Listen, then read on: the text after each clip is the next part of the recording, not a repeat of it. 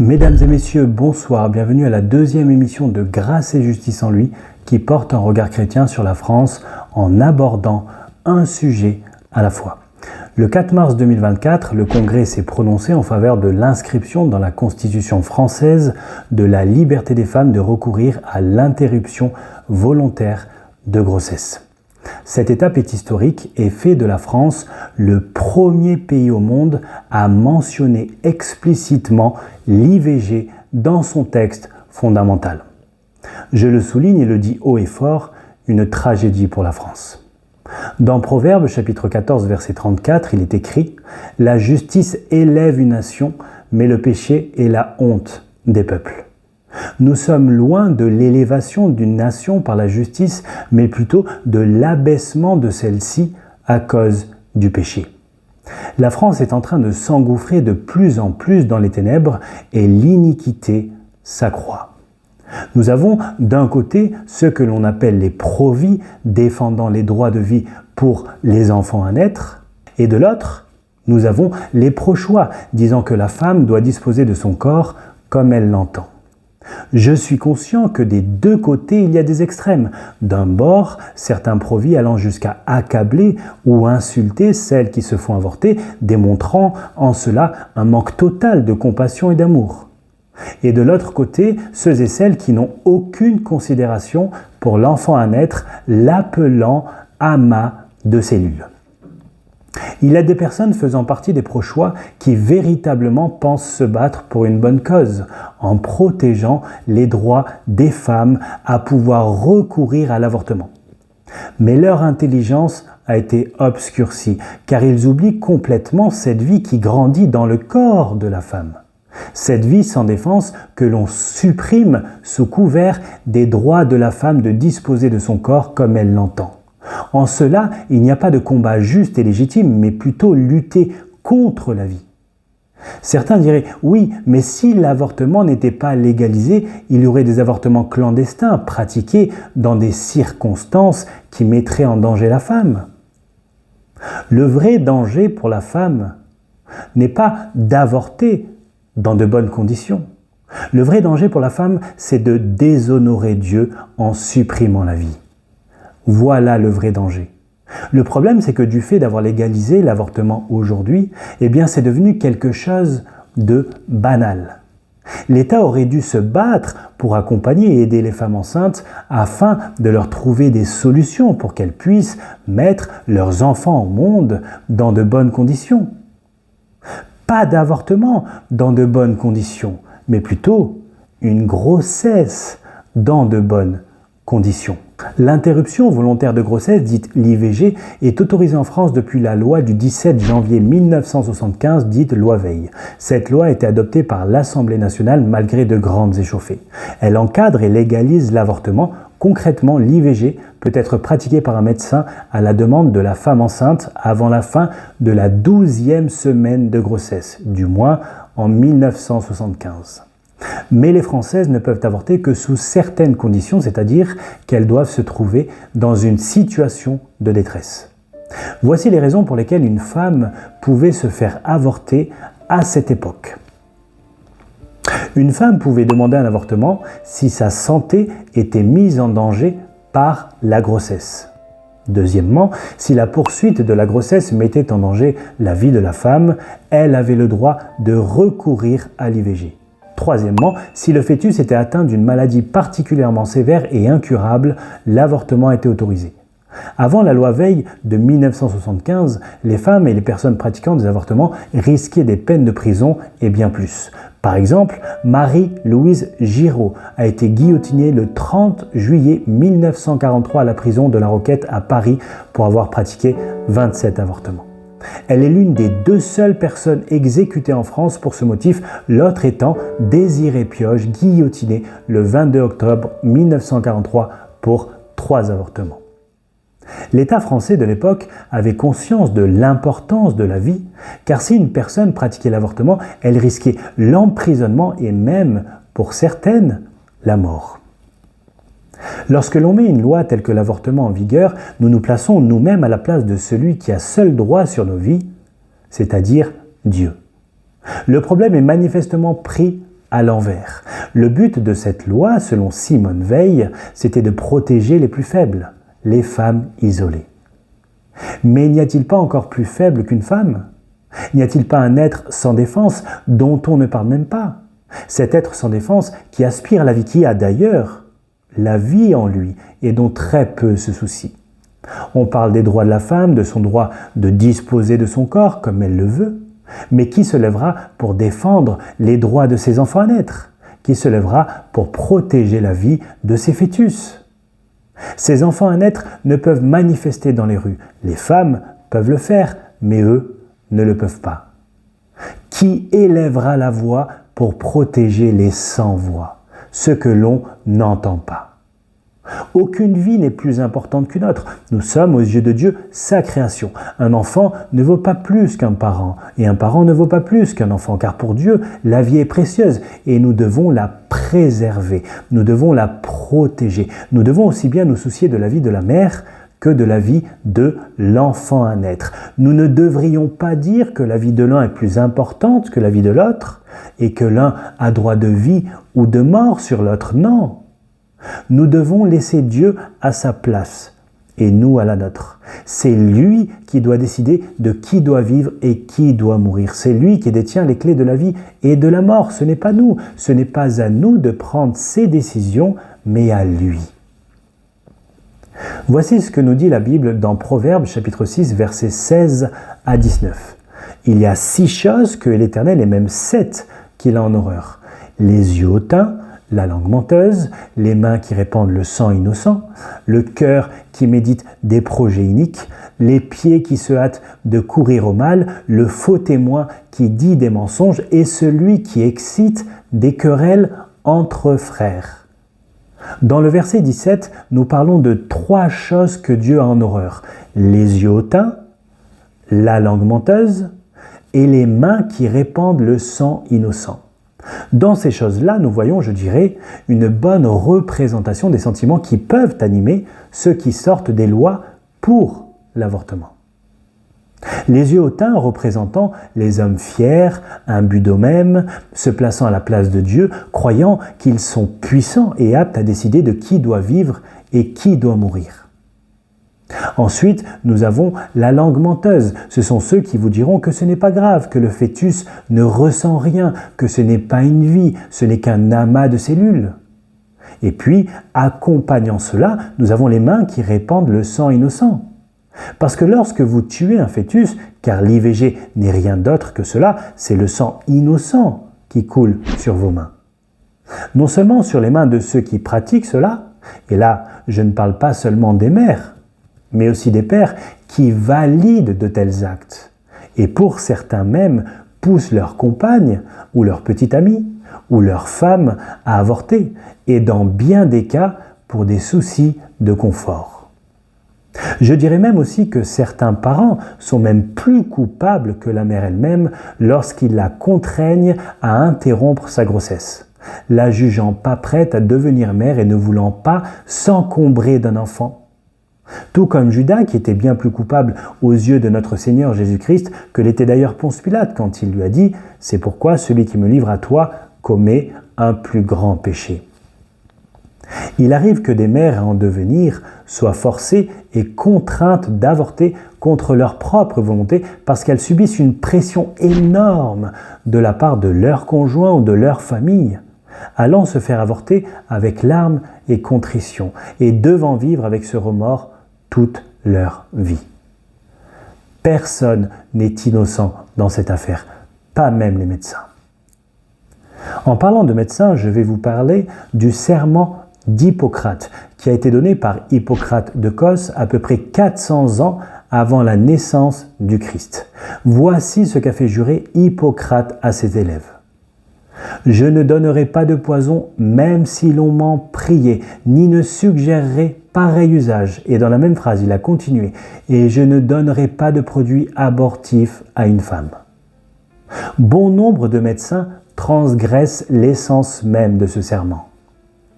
Dans le contexte de l'interruption volontaire de grossesse, IVG, les associations féministes ont engagé un débat sur la suppression de la clause de conscience spécifique aux professionnels de santé. Cette clause, établie en 1973 par la loi Veil, permet aux médecins, sages-femmes et infirmiers de refuser de pratiquer une IVG pour des raisons morales ou religieuses. Le mouvement féministe considère que cette double clause de conscience entrave l'accès à l'IVG et contribue à une moralisation indue de l'avortement. Le planning familial, par exemple, souligne que cette clause pèse sur l'IVG en introduisant des considérations morales dans un choix médical. Je dirais heureusement que certains personnels de santé, en rapport avec leur conscience, s'interdisent de pratiquer l'IVG pour diverses raisons. Pour continuer avec les médecins, nous allons parler de Jérôme Lejeune, qui était un médecin et professeur de génétique français. En 1964, le président John Fitzgerald Kennedy lui a décerné le prix Kennedy pour sa découverte de la cause de la trisomie 21. Cette reconnaissance souligne l'importance de ses travaux dans le domaine de la génétique. En 1969, Jérôme Lejeune est devenu le premier titulaire de la chaire de génétique fondamentale à la faculté de médecine de Paris. Cette nomination témoigne de son expertise et de son influence dans le domaine.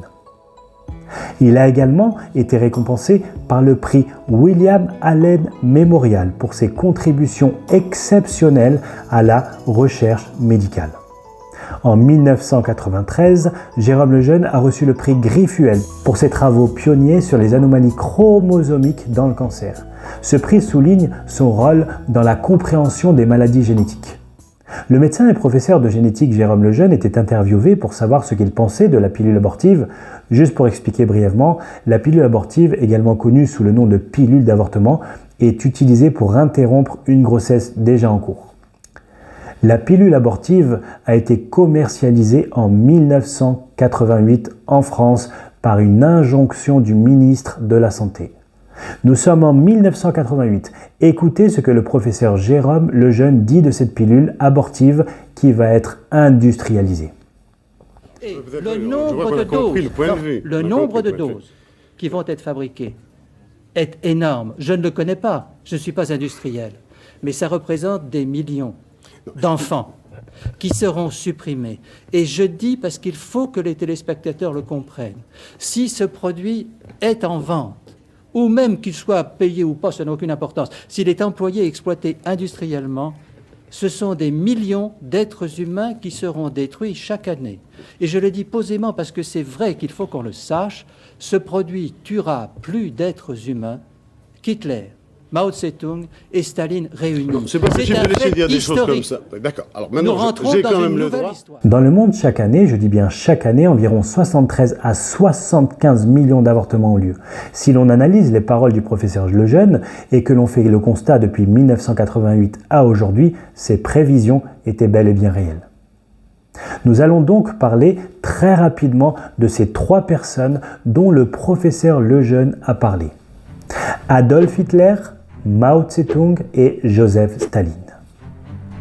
Adolf Hitler naît le 20 avril 1889 à Braunau am Inn, en Autriche-Hongrie, aujourd'hui en Autriche et toujours ville frontière avec l'Allemagne. Il était un idéologue et homme d'État allemand. Hitler est principalement connu pour son rôle central dans le nazisme. Voici quelques points clés de sa vie et de son règne. Arrivé au pouvoir en 1933, il devient chancelier d'Allemagne et prend ensuite le titre de Führer. Sous son régime, l'Allemagne est transformée en une dictature totalitaire, impérialiste, antisémite, raciste et xénophobe, désignée sous le nom de Troisième Reich. Hitler est à l'origine de la Seconde Guerre mondiale, au cours de laquelle son régime perpètre de nombreux crimes, notamment la Shoah. Hitler est responsable entre 20 et peut-être plus de 30 millions de morts. Il serait décédé par suicide le 30 avril 1945 à Berlin. Joseph Staline, né le 18 décembre 1878 à Gori, Empire russe actuel, Géorgie. C'était un révolutionnaire bolchevique et homme d'État soviétique d'origine géorgienne. Staline devient secrétaire général du comité central du Parti communiste en 1922. Il étend peu à peu son influence politique pendant la guerre civile russe et tisse des liens étroits avec la police politique, la Tchéka. À partir de la fin des années 1920, il dirige l'Union des républiques socialistes soviétiques, l'URSS, en établissant un régime de dictature personnelle absolue de type totalitaire. Les historiens le jugent responsable, à des degrés divers, de la mort de 3 à plus de 20 millions de personnes. Il est décédé le 5 mars 1953 à Moscou. Mao Tse-tung, également connu sous le nom de Mao Zedong, était un homme d'État et chef militaire chinois. Il est né le 26 décembre 1893 à Shaoshan, province de Hunan, et est décédé le 9 septembre 1976 à Pékin. Mao Zedong a été le principal dirigeant de la République populaire de Chine de 1949 jusqu'à sa mort. Il a proclamé la République populaire de Chine le 1er octobre 1949 à Pékin. Fils de paysans aisés, il a adhéré au Parti communiste chinois en 1921 et est devenu progressivement le dirigeant suprême. La longue marche entre 1934 et 1935 a renforcé sa position. Mao a fondé un régime dictatorial et totalitaire en Chine, marqué par des réformes drastiques. Quant au nombre de morts attribués à Mao, les estimations varient, mais il est largement reconnu qu'il est responsable de la mort de 40 à 80 millions de Chinois, selon différentes sources. Si l'on regroupait ces trois hommes, comme l'a fait précédemment le professeur et médecin Jérôme Lejeune, nous comptabiliserons à peu près 130 millions de morts. Comme nous l'avons vu précédemment, l'avortement est responsable environ de 73 à 75 millions de morts dans le monde chaque année. Si l'on met parallèlement les morts dont sont responsables Hitler, Mao Tse-tung et Staline, nous arrivons à des chiffres en ce qui concerne l'IVG, bien au-delà de ce qu'ont pu faire ces trois hommes dans leurs fonctions. L'avortement est bien plus criminel et a tué bien plus de personnes en seulement 2 années. Elle dépasse hautement les nombres de morts sur plusieurs décennies dont Hitler, Mao Tse-tung et Staline sont responsables. La loi pour l'avortement est manifestement et rien d'autre que la légalisation du meurtre. Pour donner un exemple très concret de comment la justice voit un enfant naître, il y a de cela quelque temps, un artiste connu a eu un accident et dans cet accident, dont il est responsable, une femme enceinte a perdu son bébé. Et selon la loi française, l'embryon et le fœtus n'ont pas la personnalité juridique en France. Ils sont considérés comme des choses plutôt que des personnes. Aucune loi ne les qualifie expressément de personnes. La Cour de cassation a confirmé l'absence de personnalité juridique du fœtus dans des affaires relatives à l'homicide involontaire. En d'autres termes, la Cour de cassation déclare un fœtus comme étant une chose. Pour répondre à ce genre d'affirmation de manière scientifique, dans le manuel bioéthique de la Fondation Jérôme Lejeune, il est écrit « Certains parlent d'amas de cellules par opposition à organisme. Or, dès le départ, l'embryon est un être vivant organisé pour s'édifier lui-même de façon continue. » Et puis ils répondent à la question « L'embryon est-il un être humain dès la fécondation ?» Voici ce qu'ils disent. Ils disent que oui, l'embryon est un être humain dès la fécondation. Car un homme et une femme ne peuvent concevoir qu'un petit homme. Oui, puisque le patrimoine génétique de la personne est déterminé à ce moment précis. Ce patrimoine est humain et unique. Si l'homme ne commence pas à la fécondation, il ne commence jamais. Car d'où lui viendrait une nouvelle information ? L'expression bébé éprouvette qui s'adresse à un embryon de 3 jours montre que cela est reconnu. Et pour répondre à la question « l'embryon est un être humain, mais est-il une personne ?» Eh bien, la Fondation répond en disant « Avez-vous déjà croisé des hommes qui n'étaient pas des personnes ?» Les seuls hommes dans l'histoire qui n'ont pas été considérés comme des personnes étaient les esclaves. Si certains êtres humains ne sont pas des personnes, dans quelle société sommes-nous ? Une autre question.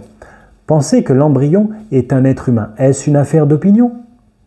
La Fondation répond Accepter que la fécondation soit le départ d'un nouvel être humain n'est pas une question de goût ou d'opinion, c'est une réalité biologique. Toutes les preuves scientifiques vont dans ce sens et rien ne peut prouver le contraire. Personne n'en doute, sincèrement. Fin de citation.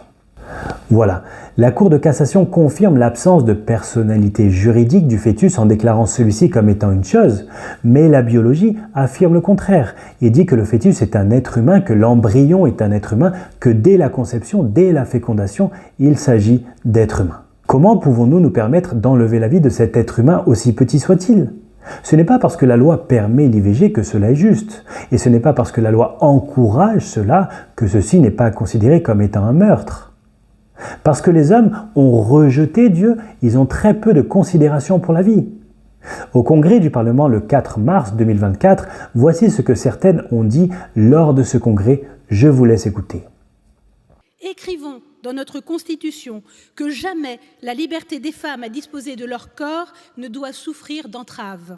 Par cet acte d'une portée juridique et politique sans précédent, la République française reconnaît aujourd'hui, solennellement, que le droit à l'avortement n'est plus une option, c'est une condition de notre démocratie, qu'il n'est pas de société pleinement démocratique, libre et égalitaire, qui ne s'interdise d'interdire aux femmes de maîtriser leur destin, qu'il n'est pas de société pleinement démocratique, libre et égalitaire sans la garantie du droit des femmes à disposer de leur corps. Notre vote aujourd'hui a le sens d'une reconnaissance, celle de l'avortement comme droit fondamental humain.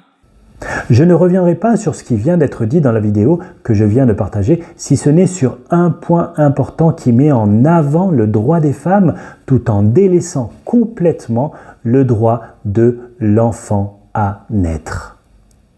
Des personnes aujourd'hui manifestent dans la rue en disant qu'avorter est un droit fondamental, c'est-à-dire, en d'autres termes, tuer, c'est mon droit, afin que les femmes fassent tout ce qu'elles pensent vouloir faire pour être épanouies et afin que nous vivions le style de vie matérialiste sans complications que tant de gens veulent mener.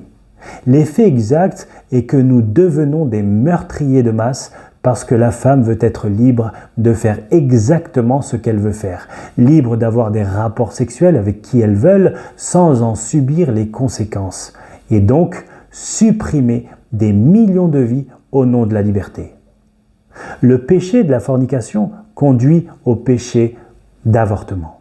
Aujourd'hui, dans notre société, si vous vous levez contre l'avortement, vous serez attaqué, persécuté, dénigré, insulté ou même on supprimera votre vidéo parce que vous voulez protéger la vie. Ils parleront du droit de la femme, de son droit de maîtriser son destin ou encore de disposer de son corps comme elle le désire. Cela me fait penser aux paroles de notre Seigneur qui dira dans l'évangile de Matthieu, chapitre 24, verset 12, que parce que l'iniquité se sera accrue, l'amour d'un plus grand nombre se refroidira. C'est exactement ce qu'il se passe. L'amour d'un plus grand nombre s'est refroidi puisque le monde approuve l'élimination des enfants à naître en appelant cela un droit fondamental. Et nous ne devons pas, nous chrétiens, nous laisser prendre à cela. Nous devons condamner l'avortement sous toutes ses formes, quel qu'en soit le prix. Nous avons le signe même que l'iniquité s'accroît, car les hommes n'ont aucun problème à supprimer des milliers de vies chaque année en France. L'amour se refroidit. Nous devenons insensibles. Et je dirais, mes frères, que nous aussi, chrétiens, nous devons nous remettre en question sur le sujet même de l'avortement, car ce sujet intéresse peu d'entre nous, alors qu'il est crucial. Il s'agit de la vie et nous devrions, en tant que chrétiens, nous battre pour de telles causes dans la prière, mais aussi en dénonçant publiquement ces actes d'une barbarie sans nom. Dans Éphésiens chapitre 5 verset 8, l'apôtre Paul dira « Autrefois vous étiez ténèbres et maintenant vous êtes lumière dans le Seigneur. Marchez comme des enfants de lumière, car le fruit de la lumière consiste en toutes sortes de bonté, de justice et de vérité. Examinez ce qui est agréable au Seigneur et ne prenez point part aux œuvres infructueuses des ténèbres, mais plutôt condamnez-les. Car il est honteux de dire ce qu'ils font en secret. Mais tout ce qui est condamné est manifesté par la lumière, car tout ce qui est manifesté est lumière. Dans les commentaires de John MacArthur, dans le livre d'Éphésiens, chapitre 5, versets 11 à 13, où Paul dit « Ne prenez point part aux œuvres infructueuses des ténèbres, mais plutôt condamnez-les », il dit « La responsabilité des chrétiens va plus loin que de ne pas participer aux actes pécheurs du monde. » Paul leur dit « Mais plutôt condamnez-les ». Faire comme si le mal n'existait pas, c'est l'encourager. Ne pas en parler, c'est aider sa diffusion. Notre attitude envers le péché doit être l'intolérance. Parfois, la condamnation est directe, parfois elle est indirecte, mais elle doit toujours être immédiate envers tout ce qui est répréhensible. Si nous vivons dans l'obéissance à Dieu, ce fait seul est déjà une condamnation du mal. Fin de citation. Voilà mes frères, ces paroles sont claires.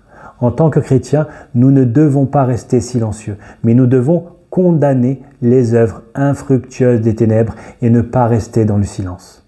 Nous devons être remplis d'hardiesse pour défendre et proclamer la vérité, car celui qui nous a appelés des ténèbres à son admirable lumière nous appelle à être ses témoins. Non seulement dans la proclamation de l'Évangile, mais aussi dans la défense de la vie. Parallèlement aux paroles de notre Seigneur, nous pouvons rajouter celles d'Ésaïe, chapitre 5, verset 20. Malheur à ceux qui appellent le mal bien et le bien mal, qui changent les ténèbres en lumière et la lumière en ténèbres, qui changent l'amertume en douceur et la douceur en amertume. Voilà où nous en sommes. L'iniquité, le péché augmente, l'amour donc diminue. L'insensibilité humaine est à son paroxysme puisqu'il favorise le meurtre d'enfants de masse sous couvert que la femme doit disposer de son corps comme elle l'entend. Mais il ne s'agit pas de son corps, c'est le corps de quelqu'un d'autre. Le fœtus, l'enfant à naître, n'est pas son corps. Dans le manuel bioéthique de la Fondation Jérôme Lejeune, il est écrit que l'avortement a été revendiqué par des féministes comme une libération des contraintes de la maternité et le droit de la femme à disposer de son corps. Pourtant, biologiquement, l'enfant n'est pas une partie du corps de sa mère. Il en est l'hôte. La mère ne peut donc en disposer librement. De plus, l'avortement est une atteinte à la nature même de la femme. L'immense souffrance de la stérilité montre combien la maternité est constitutive de l'identité féminine. De ce fait, tuer un enfant ne peut pas être source de liberté ni d'accomplissement personnel. D'ailleurs, nous voyons cela dans la parole de Dieu. Dans 1 Samuel, chapitre 1, Anne, qui supplie Dieu, le pria pour pouvoir avoir un fils, car elle était stérile. Rachel, la femme de Jacob, qui ne pouvait avoir d'enfant, dit à son mari « Donne-moi des enfants ou je meurs ». Sarah, la femme d'Abraham, désespérée de ne pouvoir avoir d'enfant, dit à Abraham d'avoir des rapports sexuels avec sa servante. Beaucoup d'exemples de femmes voyaient le fait de ne pas avoir d'enfant comme une honte, et ces femmes priaient instamment Dieu pour pouvoir en avoir. Actuellement, c'est tout le contraire qui se passe. Les femmes ne désirent pas d'enfants s'ils n'arrivent pas dans de bonnes conditions. Dans la Genèse au chapitre 3, Satan, qui tente à Ève, lui dit que le jour où elle mangerait le fruit défendu, elle et Adam seraient comme Dieu. C'est exactement ce qu'il se passe actuellement. Les hommes voulant prendre la place de Dieu en décidant qui doit vivre et qui doit mourir. C'est de la dictature. Ces mêmes personnes qui sortent des lois pour l'IVG dénoncent les régimes totalitaires, les régimes dictatoriaux d'autres nations, où la France, par exemple, se positionne du côté de l'Ukraine face à la Russie en déclarant Vladimir Poutine comme étant injuste dans ses actes, avertissant aussi Benjamin Netanyahou de ne pas attaquer certaines parties de la Palestine pour préserver les civils. Ils veulent prendre part dans des guerres parce qu'ils jugent que certaines guerres sont injustes, en voulant soi-disant protéger les plus vulnérables.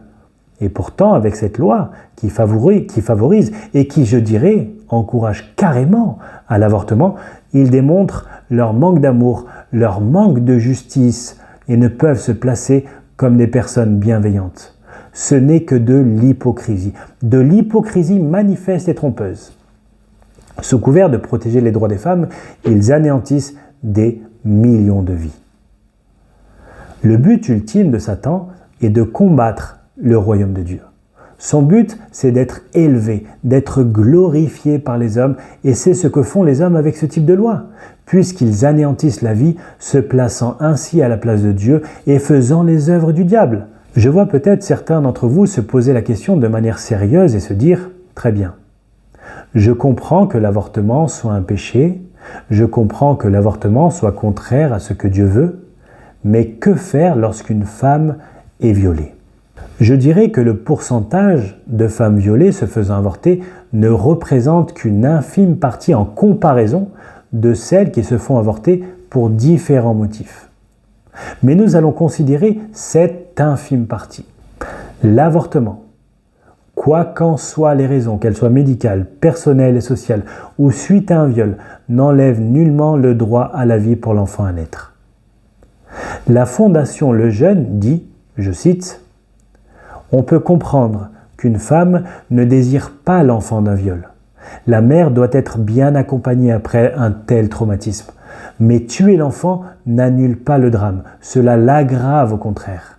Le criminel doit être puni, mais pourquoi l'enfant, lui, innocent, subirait-il la peine de mort que ne subira pas le criminel ?» Fin de citation. Lorsqu'un criminel coupable de viol est arrêté, il n'est pas exécuté. Alors pourquoi voulez-vous que l'on exécute l'enfant à naître? Lui n'a rien demandé, il est là se développant, se formant, il est un être humain, créé à l'image de Dieu, se préparant à sortir du ventre de sa mère pour vivre sa vie. Alors bien sûr qu'il y aura des blessures, des incompréhensions, mais cela vaut le coup de vivre. Nous ne savons pas ce que Dieu peut faire de cet enfant à naître. Dieu est seul juge sur nos vies. Dieu peut transformer le mal en bien. Et il peut se glorifier au travers de la vie d'un enfant issu d'un viol. Nous ne devons aucunement le limiter, mais nous devons impérativement prendre en compte l'importance de la vie et l'importance de la défendre pleinement.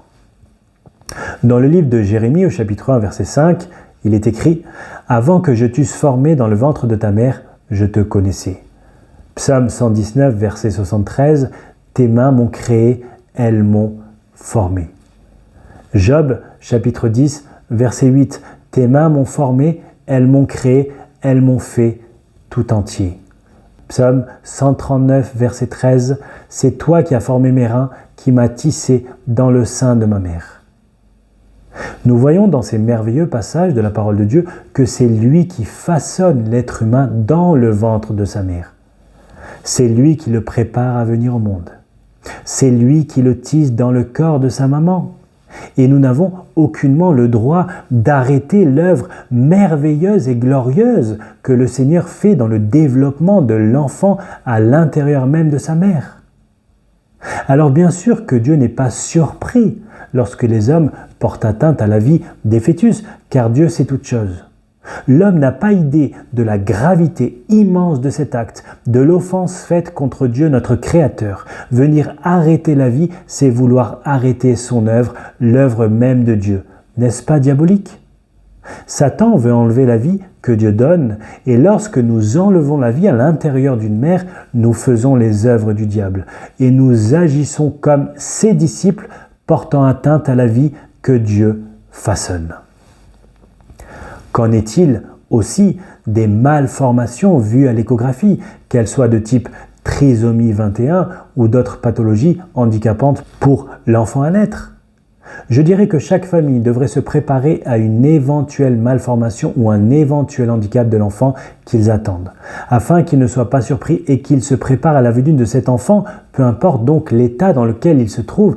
La famille doit l'aimer et se préparer à toute éventualité en se disant que quoi qu'il en coûte, si Dieu le permet, nous aimerons et élèverons cet enfant. Un enfant handicapé reste un enfant. Une étude systématique sur un grand nombre de personnes handicapées a montré clairement que les personnes handicapées n'étaient pas plus malheureuses du fait de leur handicap, du moins du fait de leur état, que la moyenne de la population. Sans compter le témoignage de toutes ces femmes qui doivent vivre avec la culpabilité d'avoir enlevé la vie. Mais ça, on ne leur dit pas. Il y a une répercussion immense dans le cœur de ces femmes qui ont avorté. Certaines tombent en dépression, d'autres n'ont plus le goût de vivre, d'autres sont tourmentées toute leur vie à cause de l'avortement qu'elles ont subi. Il y a aussi le manque de considération de la vie du père. Si le père décide de garder l'enfant et que la mère, malgré tout, veut avorter, la vie sera tout de même supprimée. Sachant qu'il y a autant de chromosomes venant du père que de la mère, donc finalement, l'enfant à naître vient des deux. Même si la femme le porte dans son corps, mais elle n'est que l'hôte du fœtus, c'est-à-dire l'outil par lequel l'enfant se développera. Est-ce que l'avortement est une offense à Dieu? Oui. L'interruption volontaire de grossesse, dite IVG, est une offense à Dieu, une rébellion contre lui et contre sa création, et cela vient des profondeurs même de Satan. Au lieu de mettre en place des accompagnements cadrés pour les femmes désirant avorter, eh bien l'État, par les lois qu'il sort, pousse les femmes à interrompre leur grossesse plutôt que de les accompagner en leur trouvant des familles adoptives ou des foyers où les enfants à naître seront bien accueillis. On leur propose de tuer leur enfant, laissant à l'enfant aucune chance de vivre. Beaucoup de parents ne pouvant avoir d'enfants seraient prêts à accueillir ces enfants. La direction de la recherche des études de l'évaluation et des statistiques, la DREES, dit que plus de 28 000 parents en 2008 étaient prêts à adopter des enfants. Pourquoi nous n'encourageons pas ces femmes qui désirent avorter à remettre leurs enfants à des familles adoptives qui prendront soin d'eux et qui les aimeront? Dans un article du Figaro, publié le 15 juillet 2015, sous le titre « De vente d'organes de fœtus, la vidéo qui embarrasse le planning familial américain », lisons ensemble. Piégée par des militants pro-life en caméra cachée, une responsable du Planned Parenthood, donc l'équivalent du planning familial en France, détaille la collecte et le trafic auquel se livre l'organisation accusée de vendre des organes de fœtus avortés pour la recherche. Les conservateurs américains demandent une enquête. Dans les choses que l'Éternel est, il y a au verset 18 du Proverbe chapitre 6, le cœur qui médite des projets iniques. C'est exactement ce que nous venons de voir avec cet article. Voici une preuve de plus que nous avons bien affaire à des êtres humains ayant un cœur, des poumons, qu'ils essaient d'ailleurs de préserver pour la revente d'organes de ces fœtus. Cela aussi démontre le marché complètement abominable qui se trame dans les ténèbres des avortements, et je ne crois pas que la France, le planning familial, soit exempté de cela. Attention, je n'affirme rien, je dis que cela ne m'étonnerait pas qu'il en soit de même dans le secret en France. D'ailleurs, en France, pour la recherche médicale, les cellules et tissus provenant de fœtus avortés sont utilisés pour la recherche scientifique et médicale, ainsi que pour un diagnostic prénatal. Dans certains cas, des tests génétiques et des analyses de tissus fœtaux sont effectués pour diagnostiquer des anomalies génétiques ou des malformations chez le fœtus. Ou encore pour des formations médicales. Les étudiants en médecine et les professionnels de santé peuvent étudier les tissus fœtaux pour mieux comprendre l'anatomie et le développement humain. Ou des thérapies cellulaires. Dans certains cas, des cellules souches provenant de tissus fœtaux peuvent être utilisées pour des thérapies cellulaires. Voilà, la vie de ces fœtus servant comme cobayes. Des millions de vies tuées et diverses expériences faites sur eux pour l'avancement de la science humaine. Sous couvert de faire avancer la science pour le bien de l'humanité, des millions de vies sont supprimées dans ce but, tuées pour préserver. Quelle folie, quelle folie. En 2019, un film du nom d'Unplanned qui relate la vie d'Abby Johnson, qui était directrice dans une clinique du planning familial où elle y aurait fait pratiquer des milliers d'avortements. Un jour, elle assiste à un avortement par aspiration et en voyant cela, elle se rendit compte que le fœtus se débattait afin de ne pas être aspiré. Ce jour-là, elle eut une révélation et démissionna. Ce film a fait beaucoup de bruit. Il a d'ailleurs été diffusé sur C8 le 16 août 2021. Le lendemain, le Conseil supérieur de l'audiovisuel, le CSA, a annoncé avoir été saisi. Les associations féministes et le gouvernement estiment qu'il représente un délit d'entrave à l'avortement. Dans son autobiographie, justement, Abby Johnson parle d'un jour où elle conseillait une autre femme qui avait été violée. Celles-ci décidèrent d'interrompre sa grossesse. Abby Johnson dit « Je me souviens de l'abondance de ses larmes une fois que tout fut fini. Dans les mois qui suivirent, alors qu'elle revenait pour des examens, nous parlâmes de son processus de guérison. Après plusieurs mois, elle eut le sentiment de bien gérer le viol. Elle disait « J'étais la victime. Je comprends parfaitement que je n'ai rien à me reprocher pour le viol. » Mais elle se mit à pleurer et dit « Je continue à faire des cauchemars sur l'avortement. Je me sens tellement coupable, je sais que j'ai délibérément pris la vie de mon enfant. » Et elle continue en disant « C'est une culpabilité que je porterai pour le reste de ma vie. » Abby Johnson dit, je cite, « Je découvrais avec le temps que ce n'était pas rare. J'ai vu de nombreuses femmes souffrir de douleurs émotionnelles et de culpabilité, souvent pendant des années, à cause de leur décision d'avorter. Dans les cas de viol, je trouvais cela particulièrement terrible, car souvent, l'avortement semblait ajouter une nouvelle blessure à la première. » Fin de citation. Je vous invite d'ailleurs à voir ce film ou bien à lire son autobiographie qui vous éclairera sur le sujet. Je vous préviens, il y a certaines scènes qui sont assez choquantes, mais je crois qu'elles sont nécessaires afin que nous puissions comprendre la réalité de l'avortement. Dans notre pays qui gère ces difficultés de la mauvaise manière, il y a aussi manifestement un grand problème. Aujourd'hui, dans les écoles, il y a des campagnes de sexualité disant aux jeunes l'importance de se protéger pour éviter les maladies sexuellement transmissibles en leur préconisant de mettre des préservatifs, de prendre la pilule, etc., etc. Mais si des campagnes étaient faites pour montrer aux jeunes l'importance de la pureté sexuelle, s'ils mettaient en avant le fait de se préserver, de se garder jusqu'au mariage comme Dieu l'a voulu, notre société n'aurait pas à abattre des millions d'êtres humains chaque jour dans le monde, et particulièrement dans notre pays. Car le fruit du péché de la fornication conduit au péché de meurtre en pratiquant l'IVG. En France, selon certaines estimations, environ une femme sur 3 aura recours à un IVG au cours de sa vie.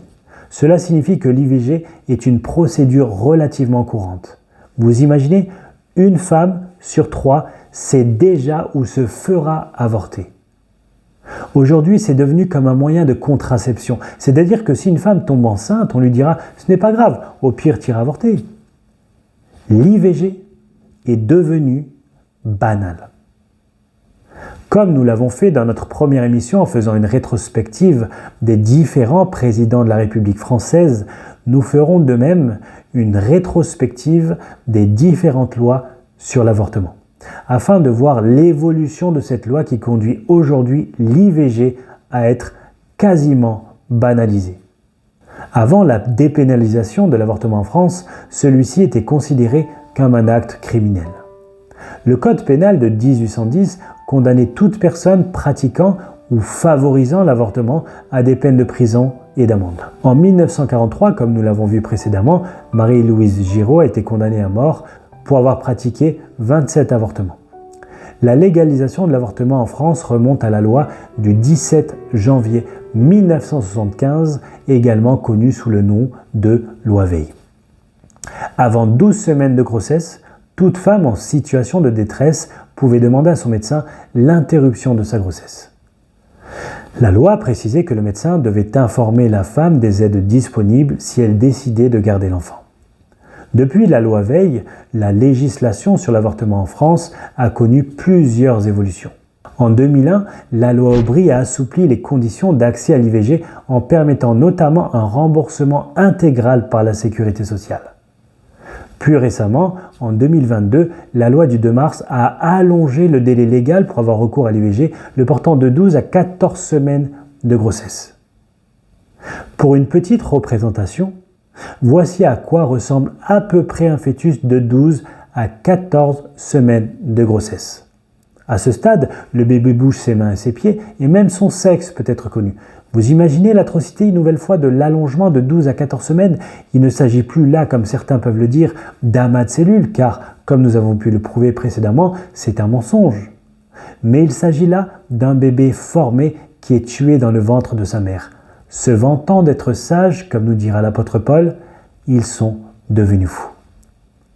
Le 24 juin 2022, la Cour suprême des États-Unis a pris une décision majeure concernant le droit à l'avortement. Cette décision a mis fin à la protection constitutionnelle du droit à l'avortement qui avait été établie en 1973 par l'arrêt Roe v. Wade. En conséquence, plusieurs États ont adopté des lois restreignant ou interdisant l'accès à l'interruption volontaire de grossesse.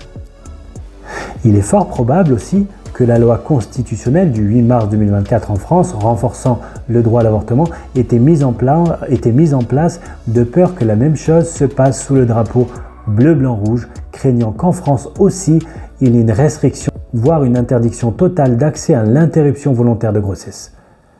Pour finir, avant de conclure, j'aborderai bien tristement diverses méthodes d'avortement, car il est important de le préciser et d'en parler, car elle est souvent méconnue du grand public. Voici les méthodes utilisées pour avorter en France. Il y a deux types d'avortement, avortement chirurgical et avortement médicamenteux. Le premier est l'avortement par aspiration, c'est le démembrement du fœtus par aspiration. C'est la méthode utilisée habituellement pour les IVG. Ou l'avortement médicamenteux qui, lui, tue le fœtus et l'expulse mort de l'utérus de la femme. Il y a aussi l'avortement par curetage, destruction à la curette de l'embryon et récupération des débris dans l'utérus. Il y a aussi l'avortement par injection, injection de chlorure de potassium dans le cœur du fœtus. Cette méthode provoque la mort du fœtus et l'accouchement prématuré de l'enfant mort. Il y a aussi injection d'une solution hypertonique dans le liquide amniotique qui va tuer l'enfant en plusieurs heures. 24 heures plus tard, la maman accouche d'un enfant mort-né. Ce type d'avortement est utilisé pour les interruptions médicales de grossesse jusqu'à 9 mois. Il y a aussi la pilule du lendemain en contraception d'urgence. Soit le produit est absorbé avant l'ovulation et il a un effet contraceptif, soit il est absorbé après et il agirait en empêchant la nidation de l'embryon. Il aurait donc un effet abortif. Quel que soit le cas de figure, l'intention est une interruption de grossesse. Et cela vous choquera peut-être, mais il y a aussi le stérilet. Le stérilet est un dispositif placé dans la cavité utérine pour empêcher les grossesses. Il a un effet contraceptif dans la mesure où il fait obstacle chimiquement aux spermatozoïdes et peut les empêcher, pas toujours, d'atteindre l'ovocyte. Il a aussi un effet abortif précoce quand un spermatozoïde a réussi malgré tout à atteindre l'ovocyte et à le féconder. Il empêche alors l'embryon de s'implanter dans l'utérus et le condamne à mourir. Il altère la muqueuse utérine dans laquelle l'embryon ne peut plus nider. Pour plus de détails sur le sujet, je mettrai certaines vidéos que j'ai produites il y a quelque temps dans la description. Pour conclure, le stérilet ou la pilule du lendemain peuvent provoquer des avortements quand ils empêchent la nidation de l'embryon et cela est prouvé aussi scientifiquement.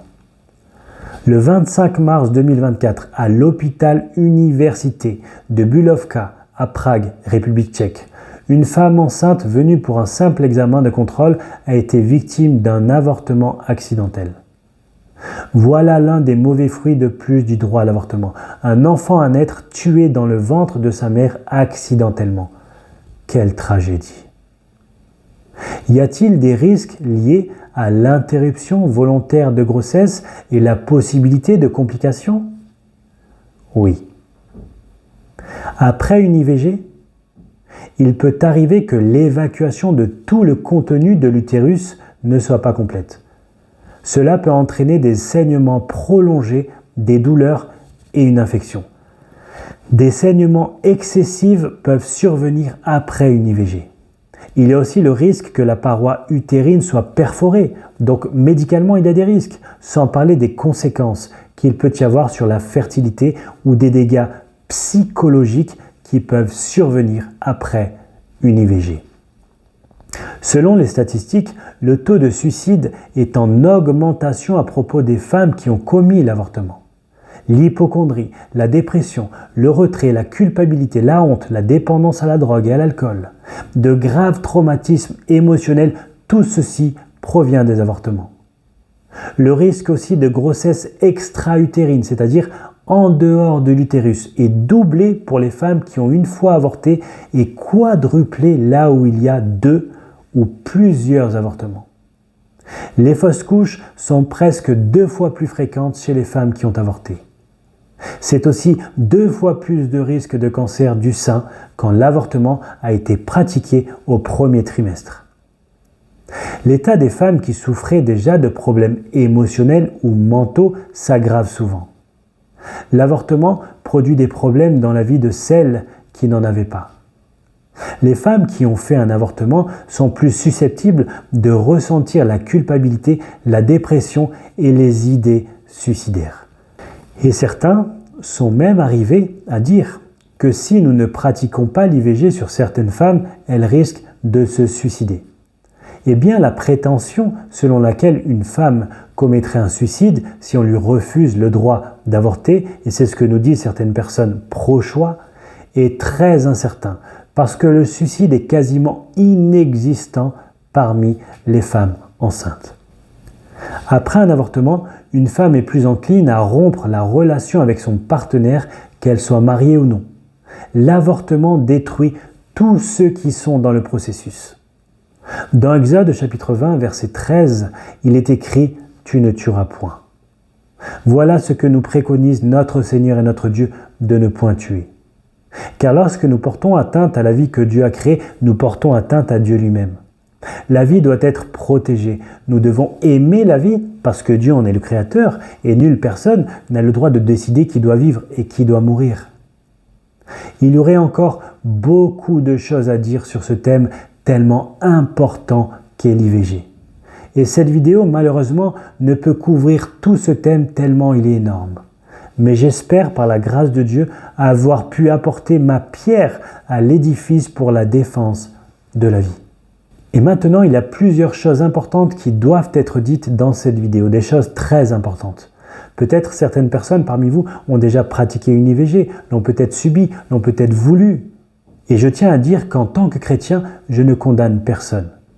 J'ai moi-même dans ma vie fait des choses et pensé des choses dont j'ai honte encore aujourd'hui. Et je ne me place aucunement en juge.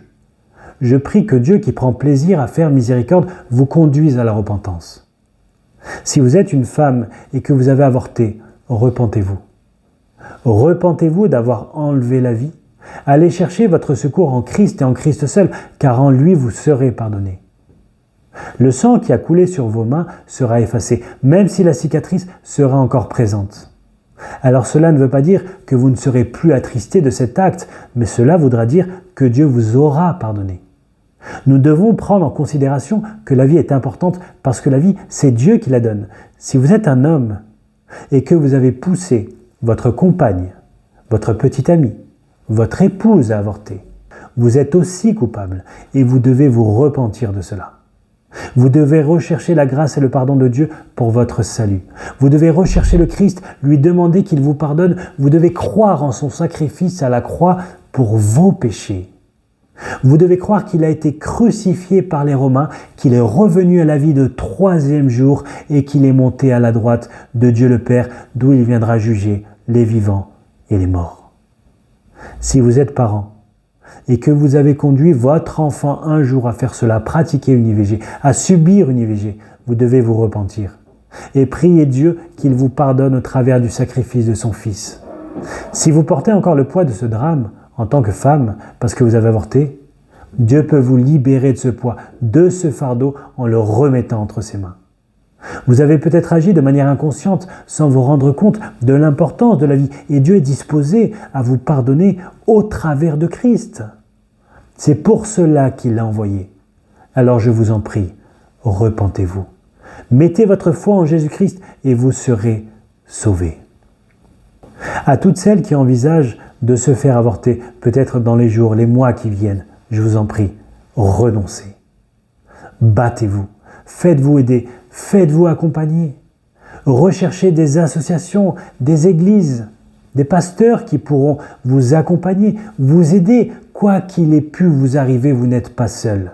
Vous n'êtes pas seul. Et si vous avez été violé, si vous avez subi cette injustice, non, n'enlevez pas la vie. Si vous ne vous sentez pas d'éduquer cet enfant, confiez-le à des familles qui l'aimeront et qui pourront s'en occuper comme leur propre enfant. Recherchez la guérison de votre âme, de votre cœur en allant vers Christ. La grâce de Dieu surabonde là où le péché a abondé. Ses compassions ne se limitent pas. Tournez-vous vers lui, acceptez le fait que vous avez enlevé la vie et que vous êtes coupable de cela. Et recherchez le pardon de Dieu au travers de Jésus-Christ et il vous pardonnera.